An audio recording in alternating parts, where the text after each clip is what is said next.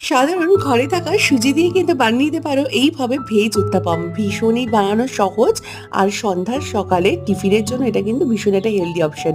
এর জন্য এখানে আমি হাফ কাপ সুজির মধ্যে সামান্য একটু পেঁয়াজ, হাফ কাপের মতো টক দই, আর পছন্দের যা যা ভেজিটেবলস তোমাদের ভালো লাগে সেগুলির মধ্যে ছোট ছোট ছোট করে পিস করে অ্যাড করতে পারো। তারপর একটু ধনেপাতা কুচি দিয়েছি, বিট নুন দিয়েছি, লঙ্কা গুঁড়ো দিয়েছি, লঙ্কা গুঁড়ো জায়গায় একটু গোলমরিচের গুঁড়ো দিতে পারো। তারপর এটাকে জল দিয়ে ভালো করে মিশিয়ে নিয়ে অপর দিকে একটু তরকার প্যানের মধ্যে তেল, একটু সর্ষে, একটু হিং, কারি পাতা আর শুকনো লঙ্কা এগুলোকে দিয়ে নেড়েচেড়ে এই ব্যাটারটার মধ্যে দিয়ে দিলাম। তারপরে একটা প্যানের মধ্যে অয়েল ব্রাশ করে এই হাতার সাহায্যে এই উত্তাপামগুলোকে দিয়ে ঢাকনা দিয়ে ঢেকে লো ফ্লেমে 3-4 মিনিট রাখার পরে প্যানটাকে ঢাকনাটাকে তুলে এটাকে উল্টে দিতে হবে, ঠিক এইভাবে।